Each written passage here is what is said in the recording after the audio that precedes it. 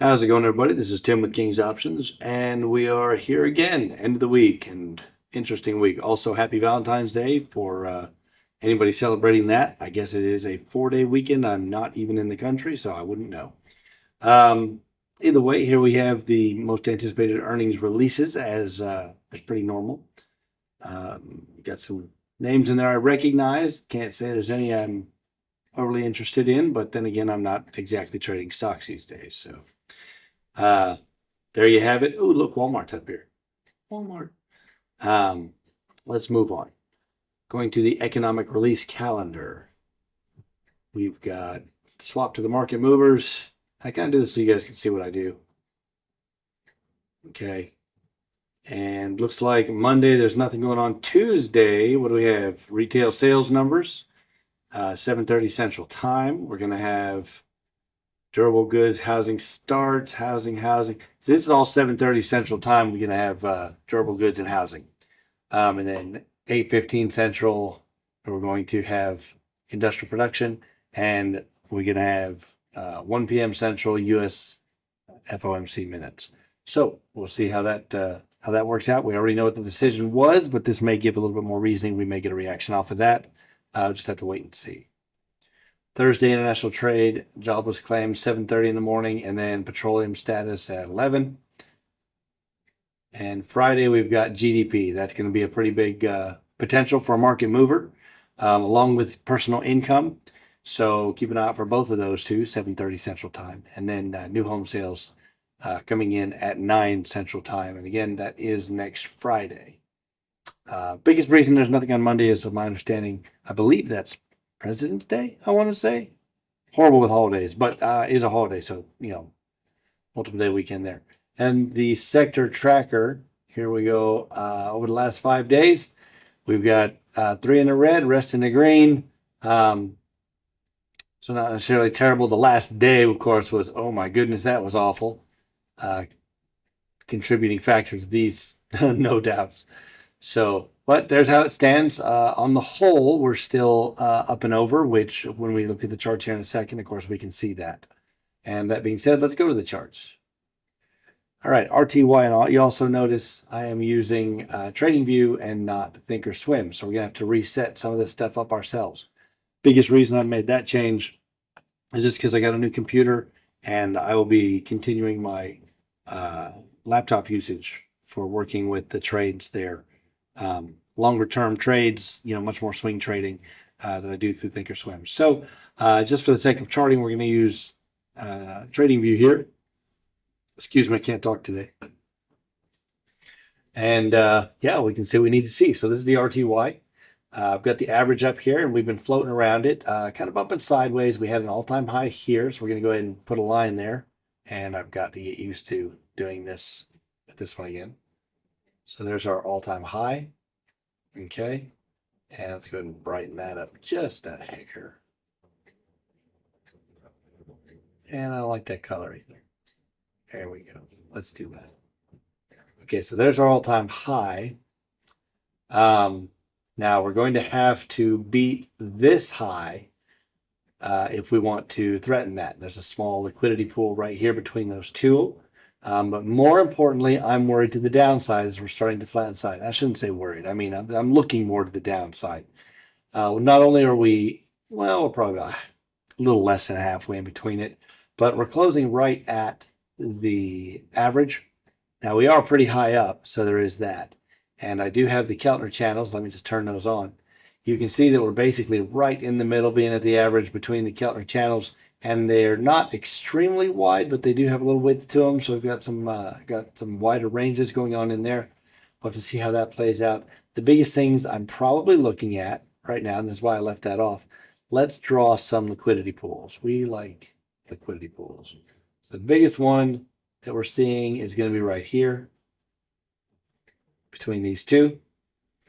And really that's where we're at. We either come down and we see this liquidity pool or we don't. And then of course we have from this swing low to this swing low a much, much bigger one, but we're going to deal with this one first. As far as levels to the downside, yes, we are going to have to break this first. Now we could just open right up and drop. That is possible. We could even see that in the overnight session. this is not, it wouldn't be out of the realm of possibility there. So something to keep an eye out for. I do think we see a little hesitation right at this top because it was a prior resistance as well. We also popped above it for a second, came right back up, and then ended up seeing it as resistance again before finally breaking through. So this level might not be just the fact that it begins the liquidity pool. It might also be, the fact that this is where people bought in. So stacked catalyst more than anything else. If they treat it as a major point of support, then we could just bounce off of it. But I think if we get that close, we're going to see us drop into the pool here. All right, moving on. Let's move on. Let's move over to the YM.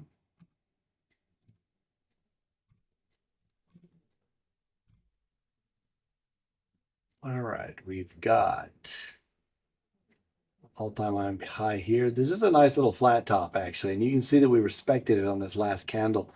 So I want to go ahead and mark that as well as a somewhat significant level. You can see it also, the top of that kind of lines up with this fair value gap that's right here. Don't know how that's going to play out.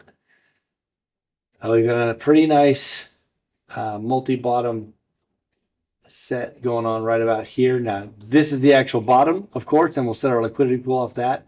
But we had reach for it here, here and here, and then here, here, and here. So I'm kind of taking the lower point. I'm not going to call it an average, but the lower point as a conglomeration between all those. I could even bump it up to the bottom of these candle bodies and probably be more in line. As a matter of fact, let's go ahead and do that. Yeah, I think that's probably looking a little better. But we begin our liquidity pool, which isn't as big as the other one. Visually speaking, I mean, it's actually pretty huge given what this is. I mean, it's like 500 points. But there's your liquidity pool for the YM. The first one that we're going to come and pop into. Now, I wouldn't even count this one right away, although we probably would see some hesitation here. But all this buying here, yeah, you're going to see a lot of stops in this area, very, very large. So if we do start to break through here, keep in mind what's below it. And then I would say we probably end up seeing a stop somewhere in this consolidation area. And then down here at this swing low. Let's go ahead and mark that swing low for a moment. I like that. Okay. You know what? I'm going to put one here too. I'll put one here because I like this. I like this level in here. I want to see if she bounces right there. Yeah. Now we are at the average. We actually closed right on it. I'm going to go with on it. Technically, the candle body was above it. We still closed right on it. So, and a very doji-ish candle or pseudo-doji, however you want to call that. But either way, a lot of indecision right there as to how to proceed forward. We'll see where that goes. All right, moving on to the ES.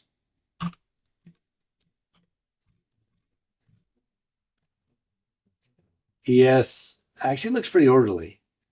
And I want to say that because we've got a lot of consolidation up here near the highs. You know, you see all this mess? Yes, we dipped down out of it, absolutely. And this is these are some big candles, but the average prices are still staying right in this area. Now we got below that. We definitely got below that. And this one has probably the first really good size liquidity pool that we're seeing. If we drop down below, then all this is potential liquidity. I would look at the top of this swing low as being a point of possible support. All the way down. Excuse me. I'm tired. It's been a long day. On the way down, this is the daily chart. We've got some inefficiency right here. And that's really, so you could see some fair value gap moves, which incidentally enough, this kind of fell right to 50% of that fair value gap. If we get on the other side of that, we could definitely see some downward motion, and it might also be a good place for it to start turning around. We'll just have to wait and see. If I were to mark levels on the way down from where we are now, honestly, the candle where we were, and then I'd be looking for this, the top of this this pool here, at the bottom of this swing low. That's what I'd be looking for. So yeah, those, I think that's pretty clear. Let's go ahead and hit NQ. See what we got there, my good buddy. I've got a couple other notes on that one. All right, so first off, you can see we've definitely turned a little bit more to the bearish side. We've got a liquidity pool I've already marked out here. And very possible we come just flat out, see the bottom of this in pre-market open and see the bottom of this. We could drop even into the larger points of liquidity pools, which I would probably want to put from here up to here, right? So these all bleed into each other, absolutely. But I would expect that if we get into this liquidity pool, we start to see some sort of sideways movement, at least on a smaller time frame. Maybe on a daily chart like this, it's just going to blow right through. We'll see. But if we do, then this is the next large run that we're going to be looking at taking out. As far as levels to the downside, seriously, I would just mark that one, see if we take that out. And if we do, the rest are defined by these pools. We do have our all-time high. If for some reason we decide to go up, there's really only two places that we're looking at. That swing high right there, which is barely a swing high, if you want to call it one. And then this one right here. So those would be our levels on the way up. And that, incidentally, at the moment, this would also place us up here above the moving average again, which this 21 is not looking so healthy. Now you see these very dark lines. It's dark gray, dark purple, and I've got a dark orange down here somewhere. There it is. So you can see the writing over here. Writing's on the wall. But what you've got is, we're below 5% down, almost halfway between the two. We probably hit that pretty close, which is 7.5% down. We got 10% down. We haven't hit a full 10% down yet. This one was pretty close. We almost hit 10% down from the all-time high at this point. Came back down, retested the high, dropped again, still below 5. I'd say it's probably an 8 or thereabouts. So we are threatening this 10% level on these drops. And then, of course, down here we have 20% from the all-time high in a couple different places to stop along the way from there. The other thing that I want to do with this one is go ahead and turn back on these other. Now, these are my normal trading lines, and I don't trade on the daily chart. Oh, sorry, these are not my normal trading lines. I haven't set those up yet. My bad. Still, I don't trade on the daily chart. So this just marks the 50, the 100, and the 200 as moving averages. And then, of course, it shows us that we're getting a little bit of expansion on the Keltner channels. So we're getting wider ranges as we go, and we do tend to be moving to the downside. So on the surface at this point, I'm thinking we've got more to the downside than the upside. I would watch around this 200, which incidentally is right into this liquidity zone. And if we drop down, tagged it, there would be a good place for it to bounce. Something to watch for anyway. And we are below the 50 and the 200 as well as the 21. So not the best place to be if you're looking to be bullish. I don't think by any means that this is indicative of what we can expect the rest of the year. And don't get me wrong, I also think they were a bit overvalued. But I think we've got plenty more upside. We do need to see prices oscillate around. We need to see things come back in line. We've got a lot of things in the economy that are going to be lagging, that are going to affect this very, very well. The prime example I can think of are the chips plants that are being built in the United States, right? So that's going to be a huge bonus. The deregulation that's being kicked in everywhere. And I don't mean just the deregulation on specific products. I'm talking about the deregulation on energy and through the EPA, as well as like all the stuff that controls cars and things, all those regulations. So we're going to see some huge improvements and some great cost savings that are going to get passed into lowering the bottom line on some things, which can fuel the economy. Well, as the economy is fueled, then people are able to have a little more confidence and build into a stronger market. And if in the meantime, while that happens, we've got markets, somewhat violently, but coming back on us a little bit, giving us some revaluation while that happens, all the better. All the better. I like it. I know a lot of people don't understand the tariffs. People say, "Oh, well, Americans are bearing 90% of the cost." Look, no, they're not. Okay, the only ones that are the ones that are paying for the things they still want that now have tariffs on them. You have a choice. The whole point of tariffs is to make overseas goods as they come in more expensive. So yeah, you want to continue to buy imported stuff, absolutely. And if you don't understand what's happening, you have choice as a consumer, as an American consumer, you have choice. Go buy something else. You can buy something else. You don't have to buy whatever it is you that got the tariff on it. That's not a requirement. I guarantee you, in any store, they're going to make something comparable. Okay, so that's your choice. If you're bearing that cost, that's on you. The other thing that it does is it encourages, just like all these chip manufacturers that are coming into the States and building production facilities, car manufacturers that are coming into the States and building production facilities, putting Americans back to work. It encourages, see, because they don't want to pay, they don't want to have to deal with the tariffs. And we won't have to pay tariffs because if they build those things here in the States, the actual products, whatever they're building. Not only do the factories and the manufacturing put Americans to work, but then you are not paying those costs on even the air quote imported stuff, but really it's just going to be foreign companies when it's actually American made at that point. So if you don't like the tariffs, it's because you don't understand the tariffs.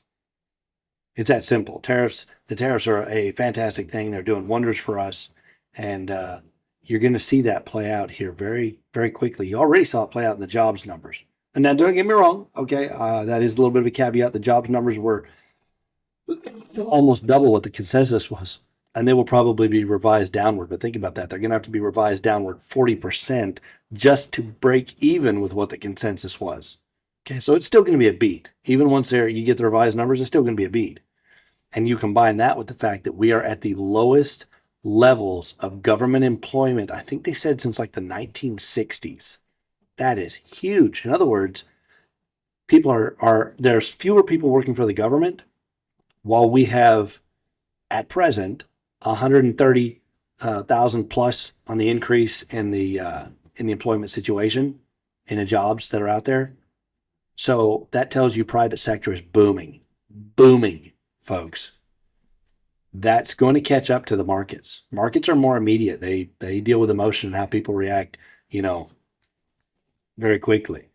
But as far as the economy goes, it's a little bit slower, and it is on fire. It is doing absolute amazing things. So, anyways, that's my 2 cents. And yeah, we will catch you next week. Y'all have a good one.